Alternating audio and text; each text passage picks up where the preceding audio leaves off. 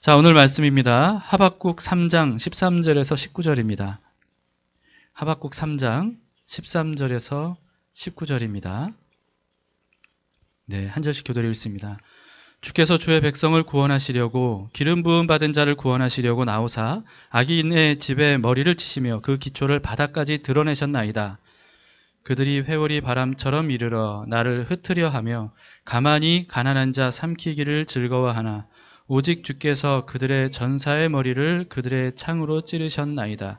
주께서 말을 타시고 바다 곧 큰 물의 파도를 밟으셨나이다.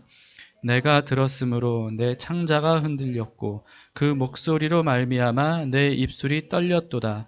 무리가 우리를 치러 오는 내가 기다림으로 썩이는 것이 내 뼈에 들어왔으며 내 몸은 내 처소에서 떨리는도다. 비록 무화과나무가 무성하지 못하며 포도나무에 열매가 없으며 감람나무에 소출이 없으며 밭에 먹을 것이 없으며 우리의 양이 없으며 외양간에 소가 없을지라도 나는 여호와로 말미암아 즐거워하며 나의 구원의 하나님으로 말미암아 기뻐하리로다. 함께 주 여호와는 나의 힘이시라. 나의 발을 사슴과 같게 하사 나를 나의 높은 곳으로 다니게 하시리로다. 이 노래는 지휘하는 사람을 위하여 내 수금에 맞춘 것이니라. 아멘. 네. 하나님의 말씀입니다.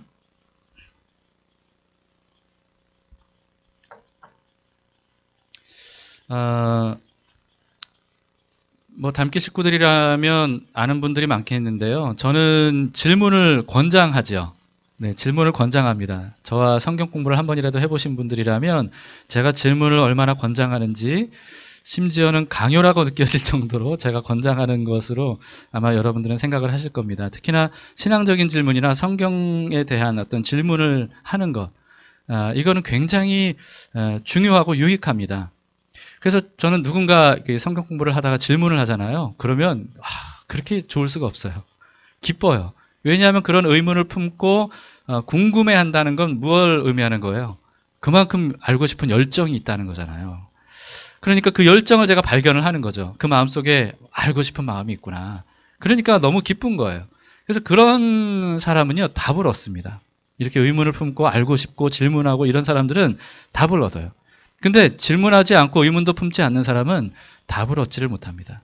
근데 오늘날 한국교회는요, 오늘날이 아니라 이전부터 한국교회가 사실은 좀 부끄러운 면이 있다면 대부분 그 교회에서 질문하는 거를 좀 금기시하는 그런 분위기였던 것 같아요. 제가 어릴 때부터 거쳐왔던 교회도 그랬던 것 같고요.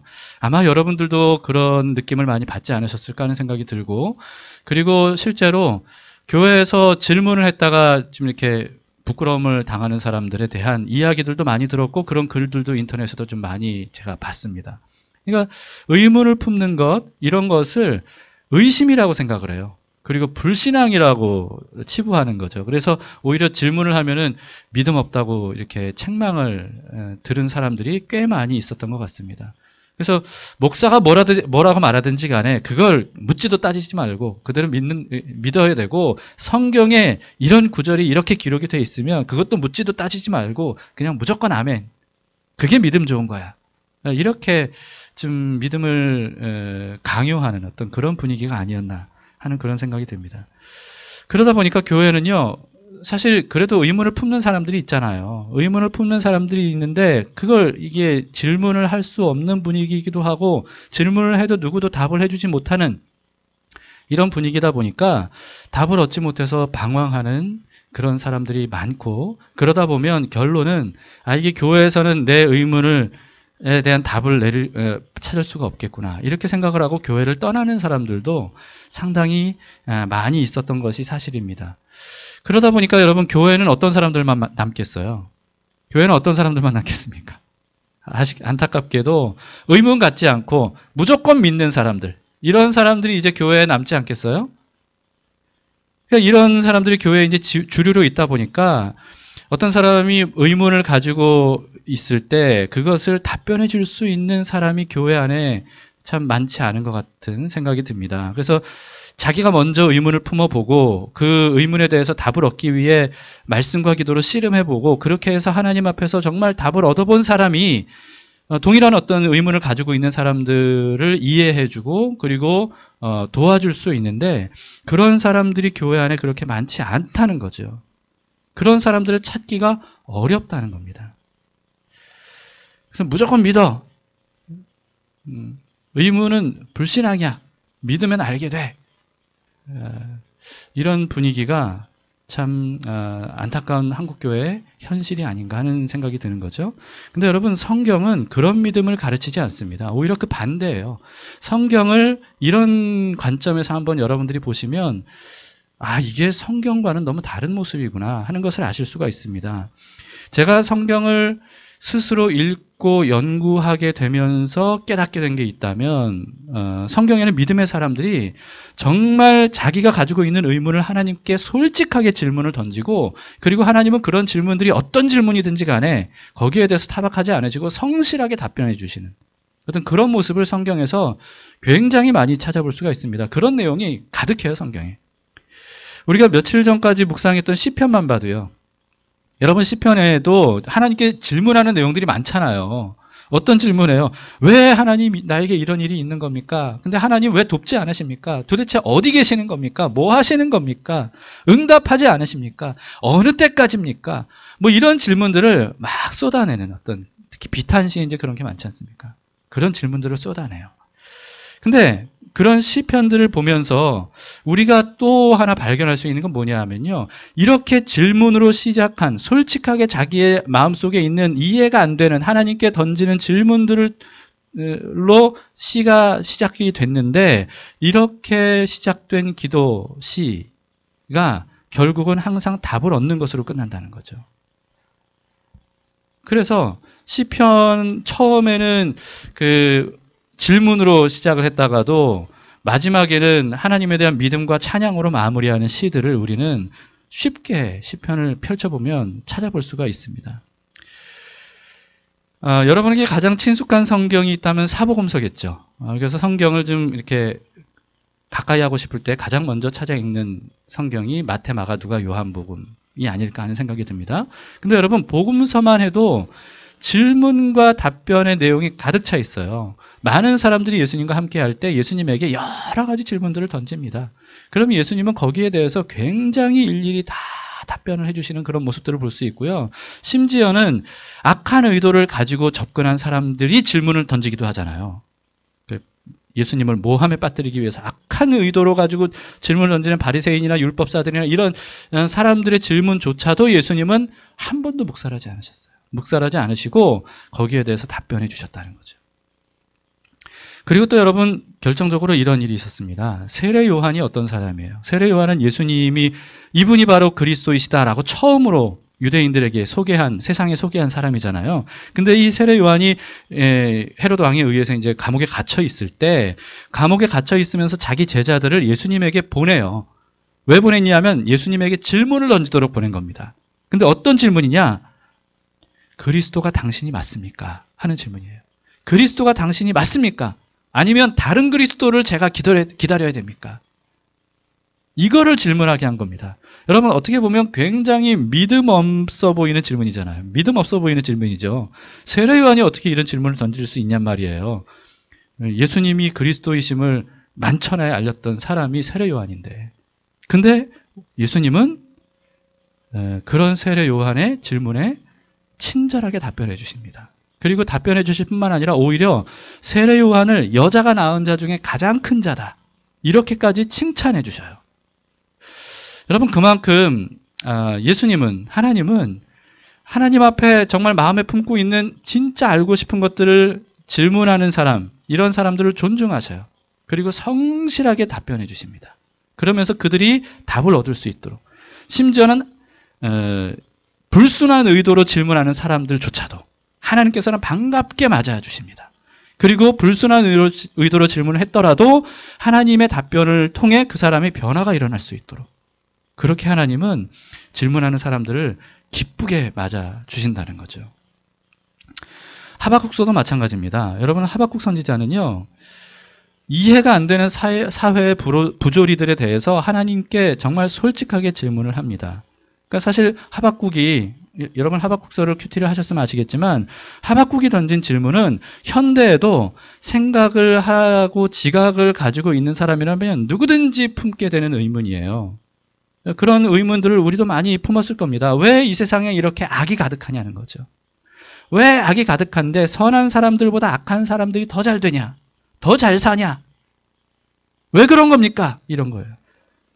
또 악한 사람들이 선량한 사람들을 그렇게 억누르고 괴롭히는데도 불구하고 왜 하나님이 그걸 그냥 보고만 계십니까? 왜 못 본 척 하십니까? 왜 내버려 두십니까? 왜 악한 자들을 벌하지 않으십니까? 라고 하는 거예요. 여러분 이런 의문을 품어 보셨습니까? 품어 보셔야 돼요. 이런 의문들을 가지고 있어야 됩니다. 교회 안 다니는 사람들도 이런 의문들을 가져요. 그래서 잘못된 결론을 내리기도 하죠. 하나님은 없는 거야. 이런 식으로. 그러나 어쨌든 이런 질문을 던지는 것은 우리가 지각이 있는 사람이라면 반드시 던져야 되는 질문입니다. 만약에 이런 질문들을 여러분들이 가지고 있다면 그러면 하박국서를 진지하게 묵상해 보세요. 진지하게 한 구절 한 구절. 하박국은 선지자임에도 불구하고 이런 의문을 품었고요. 거기에 대해서 하나님 앞에 정말 솔직하게 질문을 던졌습니다. 그랬을 때 결국 하나님께서는 하박국에게 그 질문에 답을 주셨고 하박국은 거기에 확실한 답을 얻을 수 있었던 겁니다. 자, 그러면 여러분들이 궁금해하시겠죠. 하박국이 어떤 답을 얻었을까? 그건 여러분들이 직접 하박국서를 통해 찾아보세요. 직접 하박국서를 통해 찾아보세요. 학생이 수학 문제를 풀 때요. 수학 문제 읽고 뒤에 답안지 찾아가지고 바로 3번의 답은 1이네. 이렇게 답을 바로 찾잖아요. 그러면 유익해요, 안 유익해요? 고3 유익해요, 안 유익해요? 전혀 안 유익해요. 그죠? 그럼 뭐하러 문제를 풀어요? 답을 바로 볼 것 같으면 뭐하러 문제를 풀어요? 자, 그러니까 이게 뭐냐면 자기가 직접 씨름해 봐야 돼요. 이 문제를 풀기 위해. 답을 찾기 위해. 그렇게 씨름하고 씨름해서 답을 풀어봐야 실력이 향상되죠. 신앙도 마찬가지입니다. 신앙도. 그냥 목사가 쉽게 알려주는 정답. 그걸 여러분들이 들으면 여러분들은 쉽게 답을 얻지만 그걸로 여러분들의 신앙이 건강하게 자라지는 못한다는 거예요. 여러분 스스로 문제를 풀기 위해서 직접 씨름을 해야 됩니다. 기도하면서, 말씀 보면서 하나님께 질문을 던지고 집요하게 하나님께서 뭐라고 대답하시는지를 귀 쫑긋 세우고 들어가면서 그러면서 내 삶에 대해 정말 깊이 생각해보고 말씀에 대해서 깊이 생각하고 묵상해보면서 이게 하나님이 주신 답이구나. 알려주신 답이구나. 이걸 깨달을 때 그래야 비로소 우리의 신앙이 성장할 수 있다는 거죠.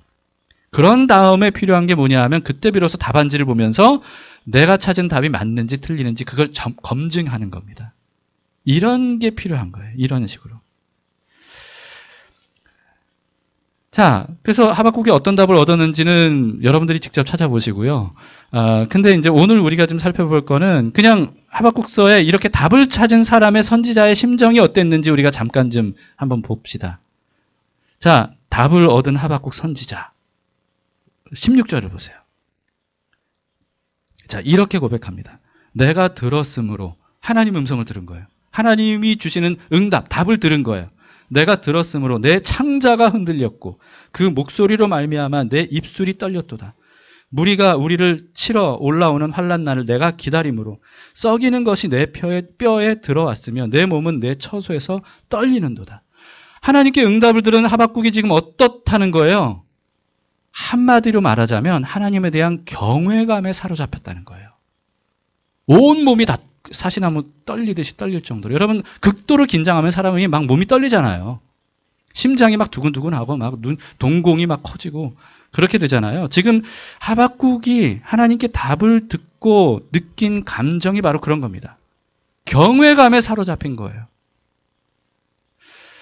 오늘날 하나님에 대한 경외감을 상실한 그런 우리의 모습들입니다. 이 시대는 정말 경외감이라고 하는 것을 상실한 시대예요. 하나님에 대한 경외감뿐만 아니라 경외심이라는 것 자체를 찾아보기가 어려워요. 어른에 대한, 부모에 대한, 선생님에 대한 어떤 그런 경외감이 전혀 없죠. 사회에서는 경외심 자체를 구태의연한 것으로 치부되는 어떤 그런 모습인 것 같습니다. 그런 분위기다 보니까 교회조차도 그런 것 같아요. 교회조차도 기본적으로 하나님에 대한 경외심이 기본인데도 불구하고 하나님에 대한 경외심이 마음에서 거의 사라진 것 같습니다. 그냥 하나님 생각하면 그렇게 자기가 인식하진 않아도 거울의 대상으로만 여기는 것 같은 어떤 그런 느낌이 들어요. 오늘날 한국교회 굉장히 많은 문제들이 끊임없이 지금 막 사회에서 이슈가 되고 드러나고 막 너무 부끄러운 모습들, 이런 것들이 치부들이 드러나지 않습니까? 이런 일들이 그렇게 많이 발생되는 이유가 뭡니까? 왜냐하면 하나님에 대한 경외심을 교회가 잃었기 때문이에요. 하나님에 대한 경외심을 잃었어요. 하나님에 대한 경외심 중심의 예배가 아니라, 그런 교회가 아니라 사람 중심의 예배, 사람 중심의 교회가 되다 보니까 이게 그렇게 돼버리는 거죠. 그러나 하나님께서 오래전부터 이스라엘 백성들에게도 가장 누누이 강조하며 말씀하셨던 건 뭐냐 하면 하나님을 경외하라는 거였습니다. 심지어는 레위기 여러분들이 읽어보시면 하나님께서 여러 법들을 말씀하셨잖아요. 근데 사람을 대할 때도 거기에 반드시 하나님을 경외하라, 뭐 이런 말씀이 있어요. 예를 들면 연약한 자들을 괴롭히지 말고 하나님을 경외하라, 이런 거죠. 이게 무슨 뜻입니까? 사람을 대하는 것도, 사람을 선대하는 것도 하나님을 경외하는 마음으로부터 나와야 되고, 하나님을 경외해야 비로소 사람들도 그렇게 존중할 수 있는 마음을 품을 수 있다는 거거든요. 이런 내용들이 레위기서에 많이 나옵니다. 잠언 23장 17절에도요, 이렇게 말씀해요. 잠언 23장 17절에도 너의 마음으로 죄인의 형통함을 부러워하지 말고 항상 여호와를 경외하라. 죄인은 어떤 사람이겠어요? 여기서 말하는 죄인은 하나님을 경외하지 않는 사람. 여러분, 하나님을 경외하지 않는 사람이 죄를 짓고요. 그리고 경외했더라도 경외하는 마음이 사그라들 때 죄를 지어요, 사람이. 하나님을 경외하는 마음을 갖는 사람이 죄를 짓진 않아요. 갖는 그 상태에서 죄를 짓진 않아요. 하나님이 두려운 줄 아는데 어떻게 죄를 짓겠어요? 그러니 여러분, 하나님을 경외하지 않고 잘 사는 것처럼 보이는 죄인들을 부러워하지 말고 하나님을 경외하라. 항상. 마음에 새기시기 바랍니다. 항상 하나님을 경외하는 마음이 있어야 되는데요. 근데 어떻게 해야 하나님을 경외할 수 있냐? 어떤 사람이 하나님을 경외하냐? 하박국서에 오면 어떤 사람입니까? 하나님께 직접 답을 얻은 사람이에요. 하나님께 직접 답을 얻은 사람. 자, 하박국은요, 자기가 궁금했던 거, 이해가 안 되는 거, 하나님은 왜 이러시는지, 세상은 왜 이런지, 그런 걸 궁금해서 하나님께 질문을 던졌을 뿐이에요. 그랬더니 하나님께서 답을 주셨죠. 답을 주셨는데 그 응답이 너무 깊은 거예요. 너무 광대한 거예요. 너무너무 심오한 거예요. 하나님의 뜻을 하나님이 알려주셨는데 감히 인간이 헤아릴 수 없는 수준이라는 것을 깨닫게 된 거예요. 그 뜻을 이루시는 하나님의 능력과 지혜, 이런 것들을 인간이 감히 상상조차 할 수 없는 어떤 그런 수준이라는 것을 하박국이 깨닫게 된 거죠. 그러다 보니까 하나님을 경외하지 않을 수 없는 겁니다. 대표적으로 하나님께 정말 무수한 질문을 던졌던 사람이 고난의 대명사인 욥이잖아요. 욥이 하나님께 정말 질문을 많이 던졌어요. 근데 그 답을 자꾸 인간이 인간적인 생각으로 하려고 하다 보니까 이게 욥기가 얼마나 길어졌습니까? 근데 하나님께서 마지막에 결국은 욥에게 나타나셔서 응답하시잖아요. 근데 응답하실 때 우리 생각엔 갸우뚱해요. 아니, 욥이 던진 질문은 이런 건데 하나님은 거기에 대한 답은 안 하시고 오히려 다른 답을 하셔요. 동문서답 하시는 것처럼 보여요. 그런데도 불구하고 그 답을 들은 욥의 반응이 어때요? 하나님에 대한 경외감에 사로잡혀요. 그러면서 이전에는 제가 귀로만 하나님을 듣는 것처럼 믿었는데 이제는 눈으로 보는 것처럼 하나님을 믿게 됐습니다. 그러면서 하나님에 대한 경외감이 말로 닿을 수 없이 깊어지고 커지고 넓어지게 됩니다. 하나님께 단순히 질문을 던지면 하나님은 거기에 대해 굉장히 깊고 오묘한 그런 말씀들을 주셔요. 하나님이 어떤 분인지를 알려주셔요. 하나님의 계획이 어떤지를 알려주셔요. 하나님의 영역이 얼마나 광대한지를 알려주셔요. 이런 사람이 결국은 하나님에 대한 경외심을 가질 수밖에 없는 거죠. 여러분도 그런 경외심을 갖게 되기를 바랍니다. 그러려면 어떻게 해야 되겠습니까? 질문 가지고 있으면요, 자기 혼자 이건 뭐지? 아 이건 몰라. 이게 안 돼. 아 그냥 믿어. 뭐 자기 혼자 아 이건 이걸 거야. 이렇게 생각하고 맞지 말고 그거를 하나님 앞으로 가져가세요. 질문을 던지세요. 그리고 씨름하세요. 하나님과. 하나님이 답을 주실 때까지 씨름하세요. 그러면 이런 경외감을 결국은 갖게 됩니다. 하나님에 대한 그 하박국의 경외심은요. 하나님 외에 어떤 것도 두려워하지 않는 믿음과 기쁨으로 발전하게 돼요. 17절 18절을 보십시다. 비록 무화과나무가 무성하지 못하며 포도나무에 열매가 없으며 감람나무에 소출이 없으며 밭에 먹을 것이 없으며 우리의 양이 없으며 외양간에 소가 없을지라도 나는 여호와로 말미암아 즐거워하며 나의 구원의 하나님으로 말미암아 기뻐하리로다. 여러분 이 유명한 찬양이 알고 보면 뭐예요? 하나님께 답을 얻은 사람의 노래예요. 하나님께 답을 얻었더니 이런 노래가 터져 나왔던 거예요. 하박국이 처음에 질문 던질 때만 해도 이런 마음이 아니었어요. 그런데 답을 얻고 난 다음에 이런 노래가 막 나오는 거죠. 하박국의 심정이 느껴지십니까? 이 견딜 수 없는 기쁨, 이 충만한 마음. 이제 하나님 외에 어떤 것도 다 나를 쓰러뜨릴 수 없고 무너뜨릴 수 없고 나를 불만족하게 할 수 없고 이런 거예요. 어떤 재난이 와도 모든 걸 다 잃어버려도 오직 하나님 여호와로 말미암아 나는 즐거워할 수 있다. 그분이 전부다. 라고 하는 거죠. 하나님 한 분만이면 하나님이 하나님의 뜻을 이루시기만 하면 그러면 나는 만족할 수 있다. 충분하다. 라고 하는 겁니다. 재난의 때 여러분 이런 마음을 갖게 된다는 것은 정말 기적이죠. 하박국은 알았습니다. 사실 하나님의 뜻이 이루어지는 것이 자기 민족에게도 그리고 자기에게도 얼마나 큰 재난인지를 알았어요. 그럼에도 불구하고 상관없다는 거예요. 괜찮다는 거예요. 하나님의 뜻이 이루어지는 것이 가장 좋다는 것을 알게 됐다는 거예요. 깨닫게 됐다는 거예요. 그래서 이런 고백을 하는 거죠. 하나님께 답을 얻은 사람의 이 놀라운 만족, 감사, 그리고 믿음, 기쁨 이런 것들이 우리에게도 있기를 바랍니다. 질문하지 않고 의문을 품지도 않는 사람의 신앙은요. 겉으로는 믿음이 좋아 보여요. 겉으로는 좋아 보이는데 그런 믿음은 굉장히 부실한 신앙입니다. 금방 무너져요. 언제 무너질지 이거는 시간 문제일 뿐이에요. 확실한 답을 얻지 못한 신앙이기 때문에 그렇습니다. 그 신앙은 겉으로는 좋아 보여도 내 믿음이 아닌 거예요. 반면에 자기 안에 의문을 솔직하게 드러내고 답을 얻고 싶은 마음으로 집요하게 질문을 던지면서 하나님과 씨름하면서 그 답을 얻기 위해 노력해보는 사람. 이런 사람은요. 결국은 답을 하나씩 얻게 됩니다. 질문을 던졌던 것에 대해 하나님께서 답을 신실하게 해주시는 분이거든요. 그러니까 그걸 통해서 깨닫고 알게 돼요. 내가 원했던 답이 아닐지라도 진짜 답이 뭔지를 알게 돼요. 그러면 그럴수록 이런 것들이 쌓이면 쌓일수록 그 누구도 흔들 수 없는 견고한 신앙을 갖게 되는 거예요. 왜냐하면 내가 질문 던지니 답을 얻잖아요. 내가 답을 얻잖아요. 하나님께. 그러면 그 믿음은 내 믿음이 되는 거예요. 그래서요, 사탄이 그런 사람을 찾아가서 이미 답을 얻은 문제에 대해서 아무리 공격하려고 해도요, 이 공격이 안 되는 거죠. 왜냐하면 이미 거기에 대해서 확고한 답을 하나님 앞에 얻었으니까. 그러니까 견고하게 이 영적 싸움에서 이길 수 있고, 사탄이 공격할 수 없게 되는 겁니다. 근데 어떤 사람들은 또 이렇게 생각해요. 하박국은 선지자니까 하나님께 그렇게 기도했을 때 하나님이 대답해 주신 거지. 나는 선지자도 아니고, 목사도 아니고 뭐 그런 자격을 갖추지도 못했고 여러분 근데 그렇지 않습니다. 그렇지 않아요.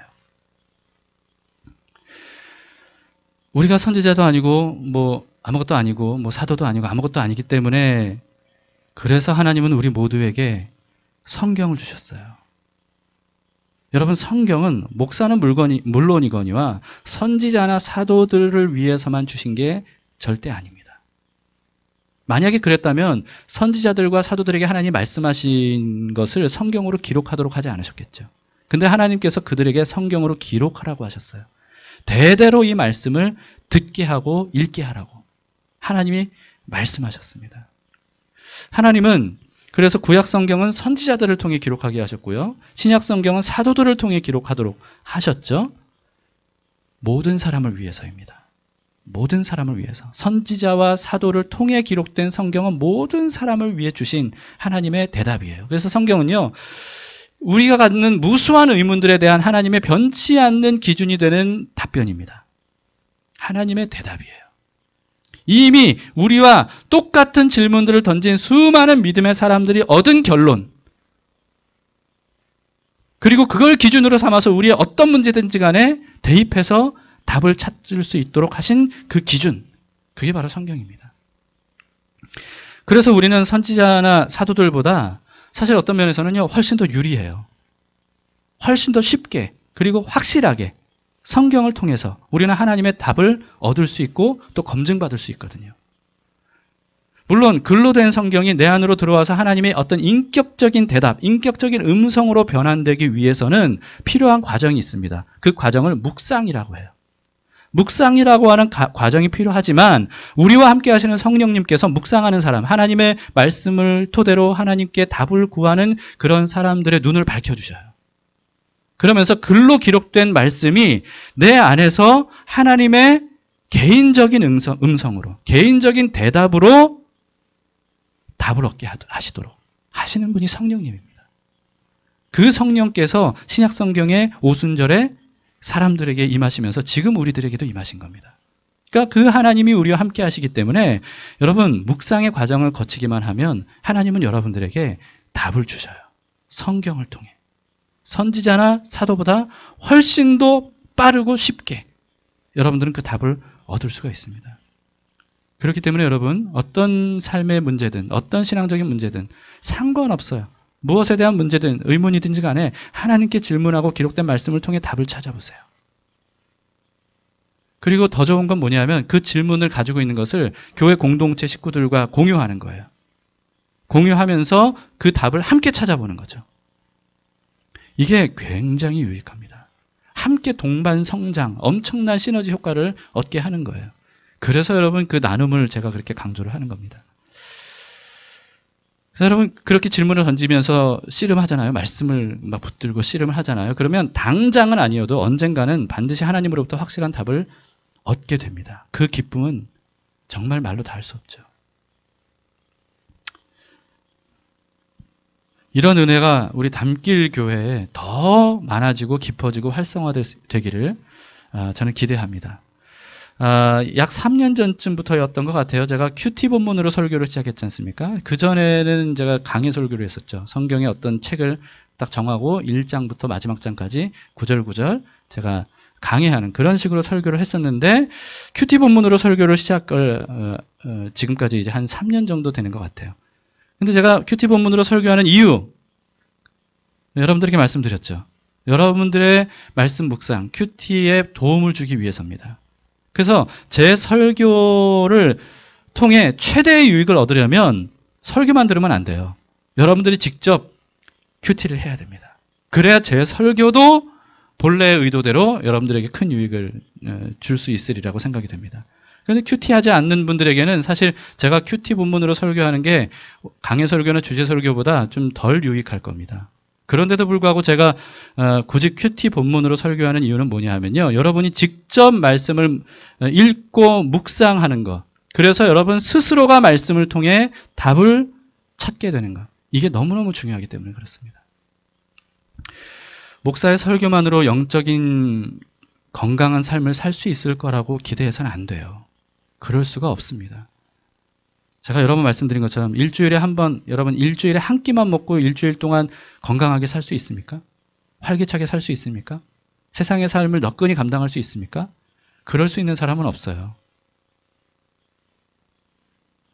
일주일에 목사 설교 한 번, 그것도 물론 다 그렇진 않겠지만 졸면서 듣는 등 하는 등, 그리고 또 잘 들으려고 해도 100% 이해가 안 된 상태로 그렇게 듣고 일주일 동안 여러분들이 영적인 건강한 삶, 세상을 이기는 삶을 기대해서는 안 돼요.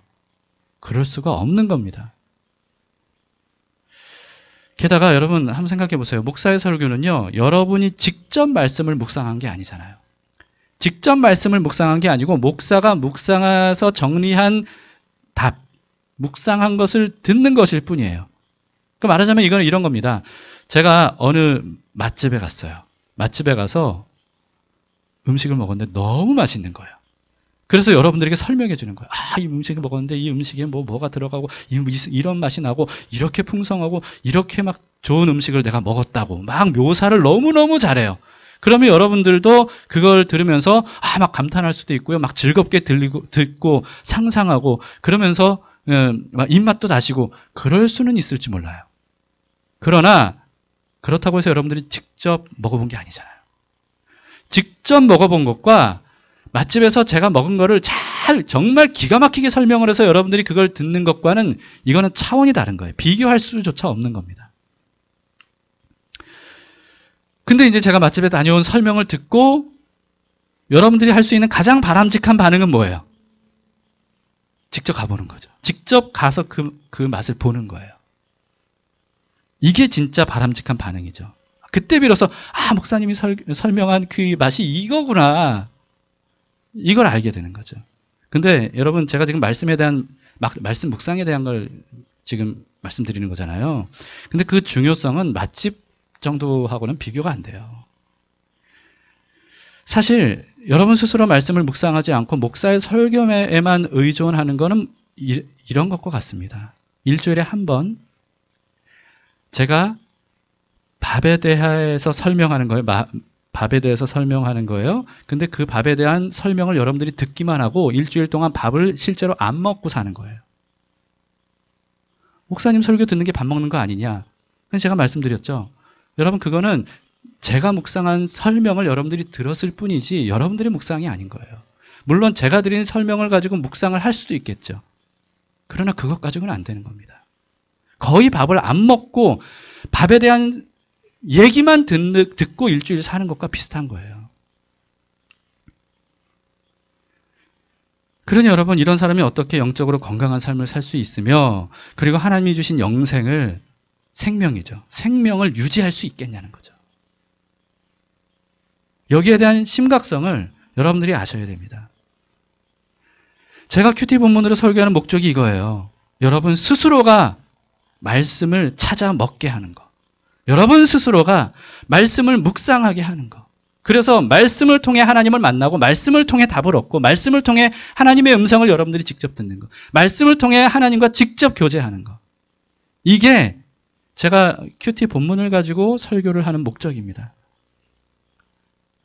직접 성경이나 큐티집을 펴고 말씀 한 구절 한 구절을 읽는 거예요. 그리고 곱씹어보고 해석해보고 묵상하는 거예요. 그리고 자신의 삶에 대입해보고 적용하는 거예요. 그러면 목사의 설교를 듣기만 한 것과는 차원이 다른 어떤 그런 신앙적인 유익 그리고 삶의 유익을 얻을 수가 있습니다. 물론 처음에는 성경이 너무 어렵죠.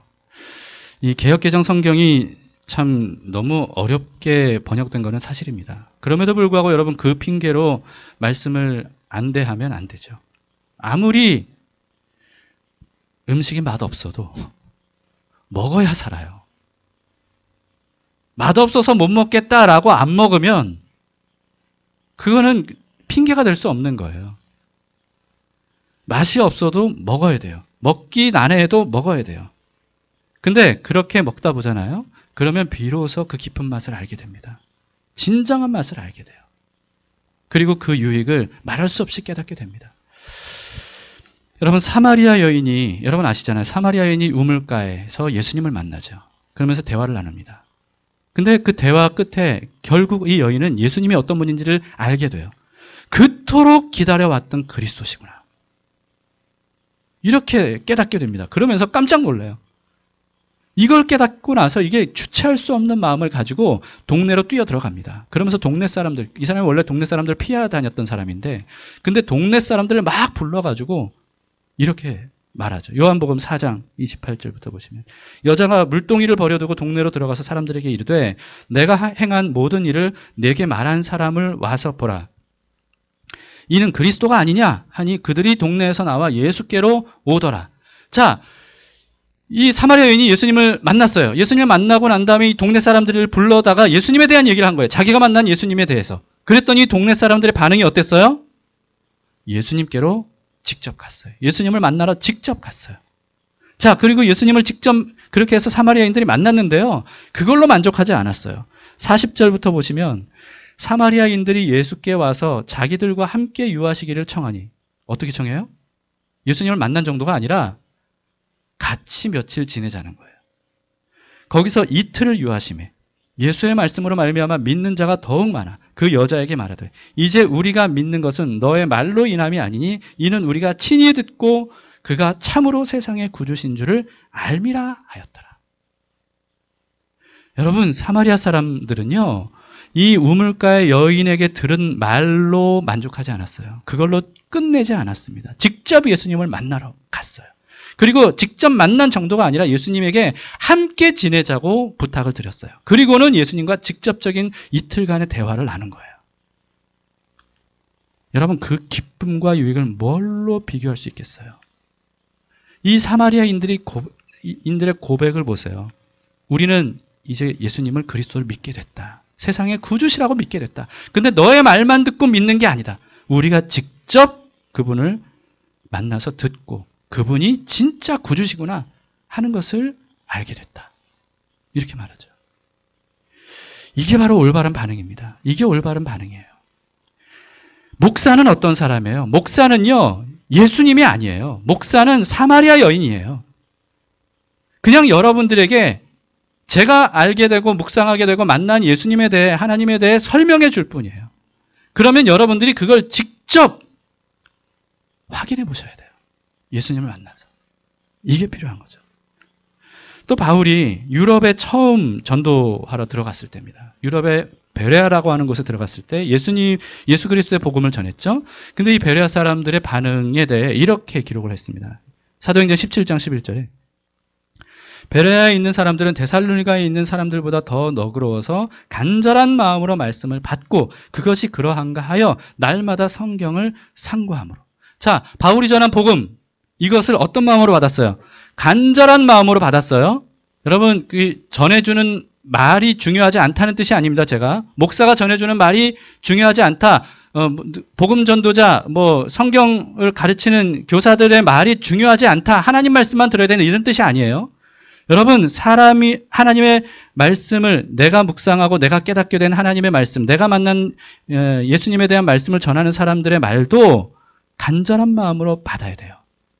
근데 제가 강조드리는 건 뭐예요? 그걸로 그쳐서는 안 된다는 거예요. 이 베레아 사람들은 어땠습니까? 간절한 마음으로 받았어요. 그리고는 그걸로 끝내지 않고 정말 그런가 해서 날마다 성경을 직접 찾아 읽는 거예요. 성경을 날마다 상고하고 연구하는 겁니다. 이게 올바른 반응이죠. 이 결과 베레아에서 많은 사람들이 예수 그리스도를 알게 되고 그분이 그리스도이심을 확실히 믿고 깨닫게 됩니다. 직접 확인했기 때문입니다. 이게 제가 바라는 거예요. 이게. 여러분에게도 이런 일들이 모든 사람들에게 다 일어나기를 바랍니다. 하나님의 말씀은 사람의 말과 다릅니다. 하나님의 말씀은요, 그 자체로 생명과 능력이 있어요. 그 자체로.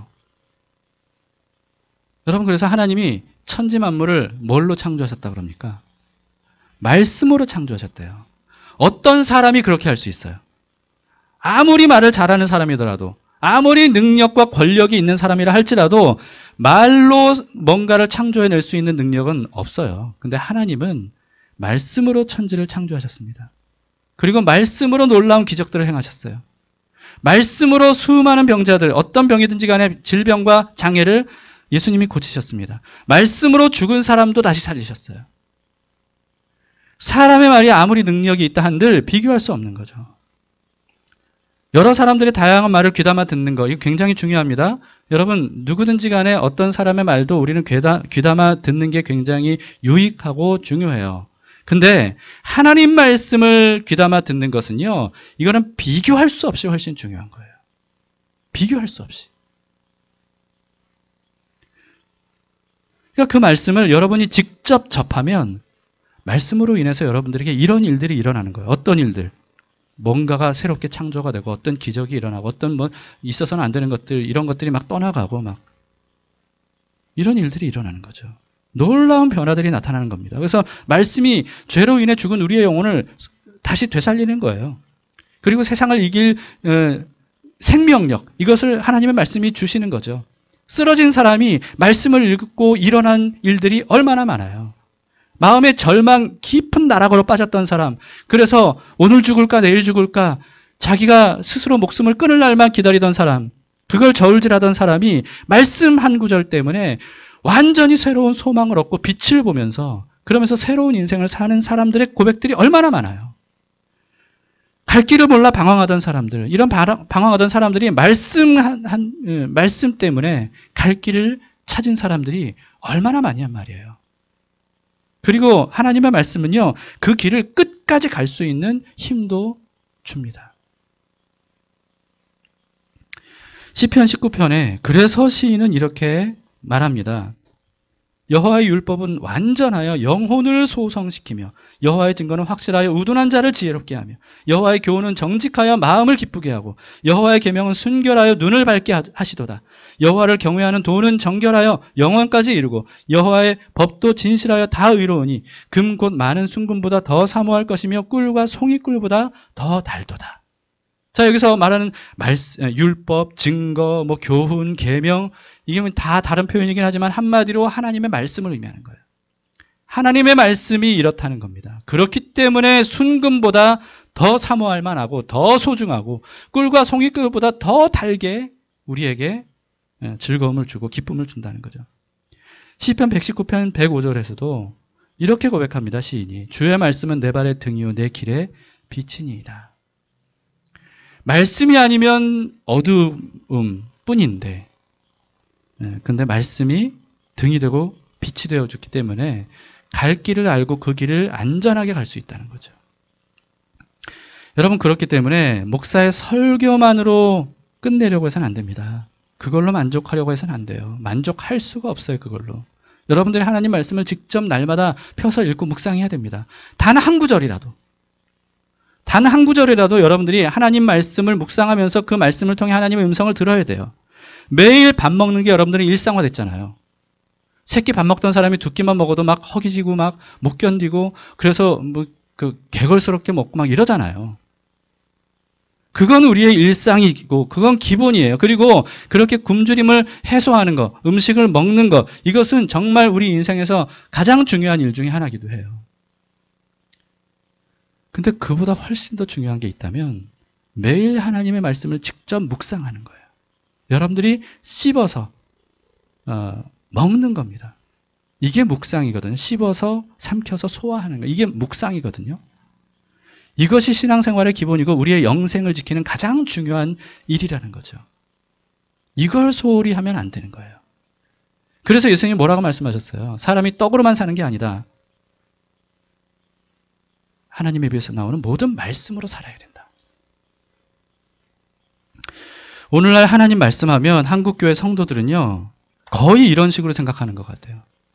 하나님의 말씀하면 설교 이렇게 생각해요. 하나님의 말씀 이퀄 설교 이렇게 생각해요. 근데 아닙니다. 하나님의 말씀 이퀄 설교가 아니에요. 같지 않습니다. 왜 그렇습니까? 설교는 하나님의 말씀일 수도 있고 아닐 수도 있어요. 이걸 아셔야 돼요. 그래서 여러분, 구약시대 때부터 거짓 선지자들이 많은 이유가 뭐예요? 그들이 여호와의 이름으로 말하거든요. 근데 가짜예요. 거짓이에요. 하나님이 말씀하신 말씀이 아니에요. 하나님의 이름으로 전해도. 설교도 마찬가지입니다. 목사가 전하는 설교라고 해서 무조건 다 하나님의 말씀이라고 봐서는 안 돼요. 말씀일 수도 있고 아닐 수도 있어요. 거짓일 수도 있어요. 가짜일 수도 있는 거예요. 그런데도 불구하고 많은 사람들이 설교 들은 것만으로 만족하고 그걸 믿는 것만으로 내 삶이 충분할 거라고 생각해요. 그렇지 않습니다. 이걸 또 오해하면 안 돼요. 그러면 설교는 하나님의 말씀이 아니구나. 이렇게만 생각하시면 안 됩니다. 말씀일 수도 있다는 겁니다. 근데 여러분, 오늘날 정말 한국교회 구설수가 얼마나 많이 오르고 있습니까? 요즘에도 지난주인가 PD 수첩에서 또 교회에 대한 얘기가 나왔고 또 PD 수첩 무슨 요일에 하는 거예요? 또 교회에 대해서 뭔가 폭로하는 그런 게 방영이 될 예정이라고 제가 잠깐 이렇게 본 것 같은데 왜 이런 한국교회에 대한 이 부끄러운 민낯들이 세상에 알려지고 정말 말도 안 되는 추한 일들, 이런 일들이 교회 안에서 일어납니까? 왜 설교하는 목사라고 하는 사람들이 그렇게 정말 세상 사람들도 저지르지 않는 정말 추악한 범죄들을 저지르면서 그렇게 한국교회를 먹칠하고 예수 그리스도의 얼굴에 먹칠을 하는 이런 일들이 여러분 왜 일어납니까? 성도들이 하나님의 말씀을 직접 대하지 않았기 때문이에요. 성도들이. 1차적으로는 목사들, 지도자들의 잘못인 건 맞습니다. 그런데 교회 안에 이런 비성경적이고 비상식적인 일들이 자꾸만 일어나는 그 이유는요. 성도들이 하나님의 말씀을 직접 대하지 않기 때문이에요. 그러니까 성도들이 목사의 말, 이것이 정말 하나님의 말씀인가 아닌가 이걸 분별할 능력이 없는 거예요. 그러니까 목사가 하는 말은 무조건 하나님의 말씀이야. 무조건 성경적일 거야. 이런 맹신을 갖는 거죠. 그러니까 목사가 말도 안 되는 걸 얘기하고 말도 안 되는 걸 요구해도 하나님의 말씀이야 그러면서 듣는 거예요. 그러니 제가 여러 번 말씀드렸죠. 하나님의 말씀과 설교는 같지 않아요. 목사가 하나님의 말씀을 잘못 해석해서 전하면 그건 하나님의 말씀이 아닌 거예요. 하나님의 말씀을 나쁜 의도로 악용하려고 하는 설교는 하나님의 말씀이 아닌 거예요. 근데 이거를 분별해야 되는데 성도들이 분별할 능력이 없는 거예요. 왜 능력이 없습니까? 자기가 직접 성경을 모르니까. 성경을 통해 답을 얻지를 않으니까. 목사 설교만으로 모든 신앙을 거기에 지탱하니까. 그러니까 이런 일들이 일어나는 거죠. 한국교회에 이런 성도들이 얼마나 많습니까? 그러니까 픽픽 쓰러지는 거예요. 무너지는 거예요. 여러분들이 직접 말씀으로 분별할 수 있어야 됩니다. 말씀으로 직접 분별할 수 있어야 돼요. 인터넷에서 어떤 목사님 설교를 듣는데 좀 이상한데. 이 정도는 알아야죠. 이상한데 정도는 알아야죠. 확실하게 이거는 뭐가 이상한 거야 라고는 몰라도 그 정도는 알아야 되잖아요. 그렇지 못한 사람들이 너무너무 많아요. 그러니까 말도 안 되는 어떤 유튜브 설교 이런 것들에 사람들이 현혹돼가지고 거기에 빠져드는 사람들이 너무 많더라고요. 분별할 능력을 갖춰야 됩니다. 직접 여러분들이 말씀을 가지고 분별할 수 있어야 되고요. 또 다른 사람들을 가르칠 수 있을 정도가 돼야 돼요. 목사만 그래야 되는 게 아닙니다. 여러분들이 그래요. 왜 여러분들도 이제 자식을 키우면서 그 자식들의 여러 질문들에 답을 해줘야 되잖아요. 특히 신앙적인 것에 대해서. 그러려면 여러분들이 스스로 그렇게 해야 된다는 거죠. 지난주에 제가 잠깐 큐티하시라는 잔소리를 했더니 거기에 반응하시는 분들이 있었습니다. 정말 칭찬합니다. 칭찬합니다. 감사해요. 엊그제는 제가 도현 형제 이사한 집에 이제 신방을 다녀왔습니다. 너무 참 즐거운 시간이었어요. 감사하고 기쁜 시간이었습니다. 근데 도현 형제가 그러더라고요. 담길 교회에서 자기가 배운 대로 이렇게 자기가 큐티를 일상화하며 살 줄은 꿈에도 몰랐었대요. 근데 이렇게 큐티를 일상화하며 살다 보니까 매일의 삶이 이전과는 너무 다르다는 거예요. 이 말을 듣고 제가 얼마나 기쁜지 몰라요. 우리 담길 식구들이 이렇게 하나님 말씀과 더불어 하루하루 살아가고 있구나. 그 말씀에 의지해서 그 말씀을 따라 살려고 이렇게 살아가고 있구나. 이걸 확인해서 너무너무 감사했어요. 여러분, 지난주에도 말씀드렸듯이 혹시 큐티를 중단하신 분이 계시다면 다시 시작하시기 바랍니다. 한 번도 해보지 못한 분들이더라도 겁내지 마세요. 겁내지 마세요. 여러분 꼭 해보시길 바라고, 그리고 큐티 세미나 한 지가 참 오래돼서 여러분들이 큐티를 어떻게 하고 계시는지 잘 모르겠는데요.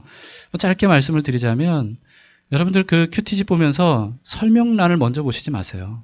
설명란 보는 것으로 이게 끝내면 안 됩니다. 본문 자체를 통해 여러분들이 먼저 씨름하셔야 돼요. 씨름하고 왼쪽에 있는 내용은 아까 말씀드렸죠. 그 답안지로 검증하는 것처럼 여러분들이 그런 식으로 참고하면서 보셔야지, 이거 한번 읽고 무슨 뜻이 몰라 그리고 이거 바로 읽고 이러면 별 유익이 없습니다. 그러니까 여러분들 스스로가 말씀 자체 그렇게 해보시길 바랍니다. 그러면서 자신의 삶과 오늘 본문의 말씀과 어떻게 연결 지을 수 있는지 이걸 생각하면서 그 말씀 붙들고 하루를 사는 거죠. 하나님은 우리 모두에게 말씀을 통해 인생의 해답을 알려주고 싶어 하십니다. 근데 문제는 뭐예요? 우리가 자꾸 들으려고 하잖아요. 알려고 하잖아요. 해답에 질문도 없고 의문도 없고 알려고도 하지 않아요. 그러니까 해답을 얻지 못하는 부실한 신앙을 갖는 경우가 많습니다. 그러나 여러분, 하나님께 답을 구하는 사람은 달라도 다릅니다. 하박국 2장 4절에 이런 유명한 말씀이 있어요. 의인은 뭘로 살아요? 그의 믿음으로 말미암아 살리라. 믿음으로 말미암아 살리라. 여러분, 이게 하나님께서 하박국의 질문에 답을 해주시면서 하신 말씀이거든요. 답을 해주셨는데 어떻다는 거예요? 믿음으로 말미암아 의인은 산다. 그러니 하박국에게 요구하시는 게 뭐예요? 너도 믿음으로 살아라. 하나님께 답을 구하고 얻은 사람은 믿음으로 사는 사람입니다. 눈에 보이는 대로 판단하지 않아요. 현실적인 상황으로 판단하지 않아요. 아직 눈에 보이진 않아도 그래도 하나님이 이렇게 할 거야. 나의 뜻은 이거야. 그리고 그 뜻을 반드시 이룰 거야 라고 하는 하나님이 약속하신 말씀, 그걸 기준으로 판단하는 거예요. 이게 바로 믿음으로 사는 겁니다. 비록 내 눈으로 봤을 때는 하나님이 안 계신 것 같고 하나님이 아무것도 안 하시는 것 같고 악한 사람들을 그냥 방치하시고 선한 사람들이 괴롭힘 당해도 하나님은 그냥 못 본 척 하시는 것처럼 보일지라도, 그렇더라도 성경을 보면 그게 아니잖아요. 하나님은 우리가 알지 못하는 상황에서도 언제든지 일하고 계시는 분이고 최선의 것을 위하여서 하나님의 뜻을 이루어 가시는 분이거든요. 이것을 마음속에 깊이 깨달은 사람은 눈에 보이는 대로 판단하지 않는다는 거죠. 하나님이 말씀하신 것. 그래서 여러분, 히브리서에서 뭐라고 말씀합니까? 믿음은 바라는 것들의 실상이고 보이지 않는 것들의 증거라는 거예요. 이런 사람은 세상이 흔들 수 없습니다. 눈에 보이는 것으로 우리를 흔들려고 해도 이런 믿음을 가진 사람은 흔들리지 않아요. 세상을 이기는 믿음의 사람은 어떤 사람입니까? 다름 아닌 말씀의 사람이에요. 말씀을 통해 답을 얻은 사람. 이런 사람이 될 수 있기를 바랍니다.